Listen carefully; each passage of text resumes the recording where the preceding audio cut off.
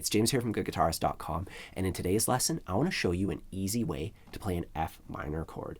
And I don't just want to show you how to play it, I want to show you how to integrate it into your chord vocabulary so that it's one of those chords that you can just pop in there whenever you need it. I'm going to assume that you're already comfortable with the basic shapes, but if you'd like a little bit of extra help with them or just some help with your overall foundation on acoustic guitar, I have a free ebook. It's completely free. It goes over all the fundamentals, chords, strumming, putting it all together, a lot more stuff. There's a link in the corner and down below in the description. And I also have a worksheet for this lesson available on my Patreon page. And it's just a step-by-step guide that'll help you practice and master this chord shape. There's more info on that down below as well. With that said, let's just jump right in. We're going to start with the shape itself. To play it, we start out by putting our ring finger on the 3rd fret of the A string and our pinky finger just underneath it. And then I'm going to put my index finger on the 1st fret of the G string.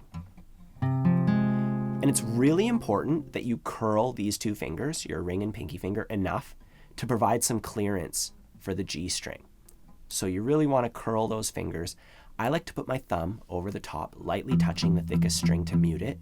You could also achieve that with your ring finger, just placing it a little bit higher so it rests underneath the thickest string. Now, the trickiest part of this chord shape is muting those top 2 strings.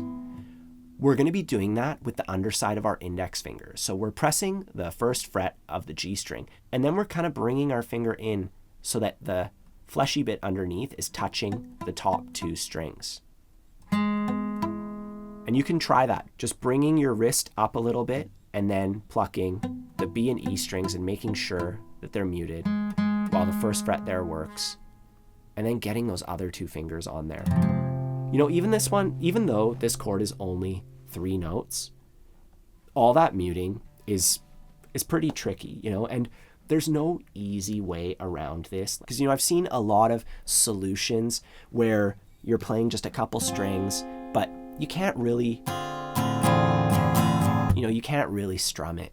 And the other alternative is to play an entire bar chord. And that's great. That's an awesome solution, but that is a whole undertaking of itself. And I find that this F minor might take a little bit of getting used to mute those excess strings. But that skill in and of itself is so applicable to so many aspects of guitar. This is a great way to start getting into it. So let's recap our chord shape. We're pressing down the 3rd fret on the A string and D string with our ring and pinky. Then we have our 1st finger on the 1st fret of the G string, our thumb lightly over the top or our ring finger underneath that string, and we have mute, 3, 3, 1, mute, mute. So take some time with it, adjust, move your elbow, your wrist, your thumb, do what it takes to make this feel good. And then try doing a little bit of strumming with it, just some down and up strokes, test each string. Get comfortable with it. And then once you're at that point, we can add this to a chord progression, because that's where we really start to learn the chord, is when we're transitioning into it and out of it. And in this case, here is our chord progression. C, and then C major 7, we just take off our index finger. That's a pretty straightforward shape. Then the easy F chord, which I've gone over in a separate tutorial, and if you've been learning anything off my channel, you've probably run into this one. It's a super easy way to play F. If you're not already familiar with it, I recommend it more than this easy F minor one, but that's a totally separate lesson. Anyways, the easy F, and then we transition into the F minor. So the F minor chord comes after F, and it's before C, because when we're looping it, after the end of it, we're going to go right back to the start. So F minor into C.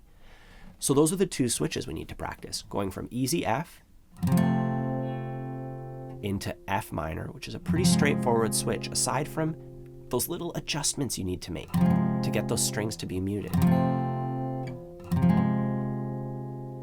And then from this chord shape, we go into C, and I like to leave my ring finger down.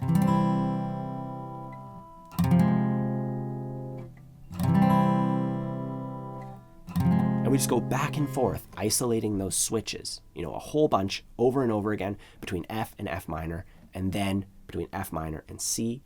And once we've taken care of that, we can add these chords into our progression. We're just going to play downstrokes only, 4 downstrokes per chord shape. Let's try it. 1, 2, 3, 4. 2, 3, 4. 1, 2, 3, 4. 1, 2, 3, 4. 1, 2, 3, 4. Again. 2, 3, 4.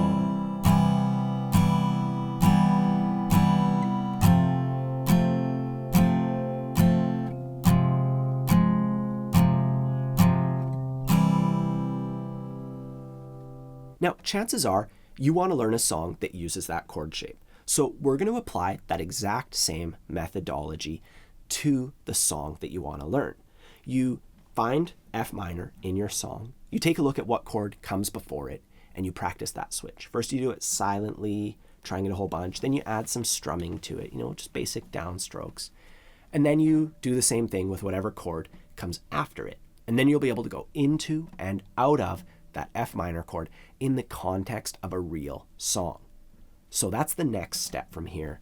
Either way, that's an easy way to play a strummable F minor. There's a worksheet exclusive to members of my Patreon page that'll help you practice this entire thing, you know, go through it systematically. It's basically a practice routine that you can just go through that'll help you get used to this chord shape. And if you haven't gotten your copy of my free ebook, there's a link down below as well as in the corner, and that goes over all the fundamentals. Have a fun time practicing, and I'll see you soon.